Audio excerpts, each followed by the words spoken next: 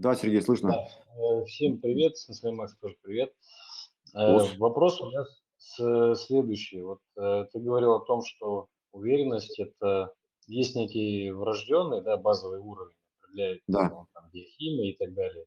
И да. плюс есть некий навык, который тренируется, и пройдя через определенную ступень, обретя ее, да, потом начинается Мгм. история работать, типа мастерство не пропьешь и так далее. Да.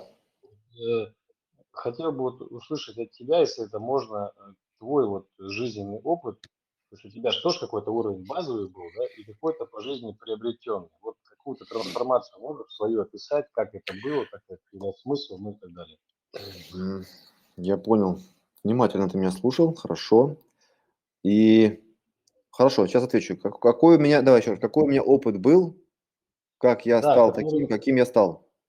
э, может быть, это у тебя несколько было каких-то трансформаций в жизни. Просто то, что ты приобрел по ходу жизни, вот какой-то, да, повысил свой уровень уверенности. Вот опиши, пожалуйста, этот твой Ага, опыт, ага. свой вывод Ну, да, хорошо, Сергей, спасибо за мобильное вопрос. приложение. Спасибо. Ага, окей. Да, ты прав, Сергей, ты прав. Это был, конечно, не один раз опыт какой-то, типа, который меня полностью исправил. Как я уже сказал, уверенность – это процесс. То есть это постоянное движение, постоянное какое-то изменение, будучи стремление к осознанности больше. То есть я уверяю вот вас в том, хочу вам доказать простую идею, что уверенность – это осознанность. То есть когда мы выпадаем из осознанности, вот тут они и нападают, все эти демоны, кошмары там, и прочие картины Босха, тревоги. И поэтому, конечно, в течение жизни происходят разные случаи, которые вас так или иначе дают вам пинка и говорят, типа, проснись, wake up, Neo, вы должны что-то поменять в своей жизни, вы должны здесь проявить какую-то твердость или мягкую силу, soft power, но, тем не менее, пробить какое-то некое препятствие. А чаще всего это препятствие, так оказывается в жизни, оно иллюзорное, оно мнимое. То есть это на фоне, точнее, это препятствие, оно выражается чаще всего как некое предубеждение, как некая ложная конструкция ментальная. А, И поэтому, смотри, вот эти ты спрашиваешь, какие случаи эти были, как я стал таким. Ну, например, я могу просто привести какие-то примеры, которые мне приходят в голову. Поймите, что все эти мотивирующие истории, они как бы хороши, да, для того, чтобы, ну, заинтересоваться этой темой. Но, по сути, это личный опыт каждого. И ну, по факту это не так важно. То есть, если что-то у одного вот так сработало, то не факт, что у другого это так сработает. Так же сработает. И наоборот. Поэтому тут только личный опыт. Поэтому я вот все-таки приверженец того, что нужно просто двигаться и смотреть по сторонам. А без осознанности это никак. Это как свет.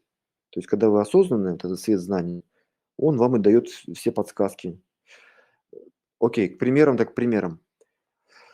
Например, пример такой. Блин, этих столько примеров, на самом деле их очень много, очень много. Это надо просто писать именно вот как кейсы, да, как каждый случай сделал меня более уверенным. Или напомнил мне о том, что я должен быть более осознанный, более уверенный. Ну, например, тогда, когда я решил, что я буду заниматься предпринимательской деятельностью и не буду больше работать ни на кого, вообще никогда. Вот это мое решение, оно сделало меня сильнее, оно сделало меня уверенней. И я решил, что я буду работать только на себя, я буду сам по себе. Потому что я решил, что я не могу работать нигде, в каких-то компаниях, в организациях. Ну, вот такой вот я человек. То есть, ну, не могу я не то, что прям подчиняться, а когда я понимаю, что мне это необходимо, это нужно, я, в принципе, могу это делать. Но когда в этом есть смысл, а смысл кто придает? Только ты сам, только я сам этот смысл и придаю это значение. И когда в Москве я заканчивал аспирантуру, я написал диссертацию уже, я должен был, по идее, защищать вот эту кандидатскую. В это самое время я решил, что мне нужно работать самому на себя. А что я умею? Я взвесил все свои, так сказать, за и против, свои плюсы и минусы. Я понял, что у меня есть диплом, образование, тренера-преподавателя по боевым единоборствам, то, что у меня есть большой стаж занятий, у меня есть большая тренерская практика, у меня есть трудовая книжка. Я просто взял и провел эту ревизию, типа, а кто я на данный момент, сколько это мне было. То есть, когда я закончил аспирантуру, это было мне, наверное, лет 28. под тридцатничек, короче, уже, да, такой достаточно. Вот, а я еще до сих пор где-то работал то там, то там, то там, тренером в клубе, тренером в организации и так далее. А теперь думаю, все, хватит, достаточно. Э, Я не хочу больше. Я хочу сам себе называть цену, я хочу сам регулировать свой день, я хочу сам писать программы, которые я давно писал, и в этом я тоже имел большой опыт. Это тоже мой бонус, тоже мой плюс. Я с детства постоянно что-то писал, что-то сочинял. Допустим, нужна какая-то такая цель, и как к этой цели подойти. Вот вариант А, вот вариант Б, вот вариант С. Вот трехступенчатая программа достижения, вот пятиступенчатая. То есть вот. И уверенность, тогда возникает каждый раз. То есть я решил, что я буду принимать эту жизнь как некий тренинг, как, тренировку для решительности, тренировку для проявления решительности. Например, это один из уроков, да, когда я решил, что я буду работать сам, я сделал объявление в газете "Из рук в руки", по-моему, тогда или как-то еще называлось. Мне позвонил человек и говорит: "Окей, типа я хочу для своего сына делать персональные тренировки, вы могли бы приезжать ко мне домой, тренировать меня. Сколько стоит ваше занятие?" И тут я замялся, потому что я не знал на тот момент, это был для меня первый раз, я не знал, сколько это стоит. И я сказал ему спокойно: "Окей". Значит, мы обговорили, когда какие дни, а по цене я сказал: "Я сообщу об этом попозже". Окей, окей. Все, и после этого я просто стал изучать немножко как бы рынок, где какие цены, и потом я позвонил, набравшись, так сказать, мужества, я сказал, что вот моя цена такая-то, такая-то. Это же очень страшно называть себе цену. А что подумают? А недорого ли? А не дешево ли? Ну и так далее, так далее.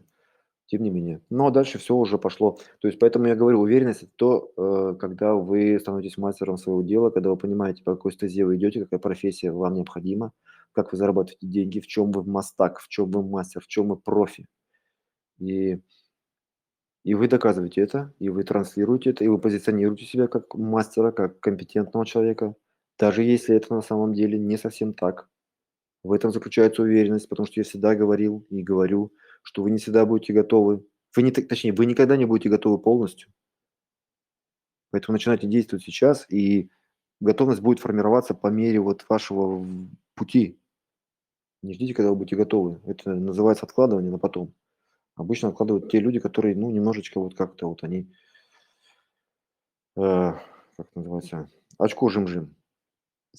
Ну и так далее, и так далее. 90-е годы, друзья, вот, Сергей, да, истории полно из 90-х годов, когда нужно было проявлять решительность, когда нужно было показывать смелость, когда нужно было быть другим человеком. В принципе, по сути своей, я, наверное, больше интроверт, но среда, жизнь, обстоятельства в России, да, они как-то меня вот, видимо, вынудили адаптироваться, и я могу быть экстравертом, хотя недолго. Вот, все-таки для меня это какие-то, ну, требуются усилия для этого. Поэтому я не люблю очень большие компании, не люблю ходить на всякие зрелища, стадионы, спортивные мероприятия или какие-то шумные концерты, там, где очень много людей. Мне это не мое. Окей. Так, ну я надеюсь, Сергей, я ответил. Ребята, у кого еще вопрос какой?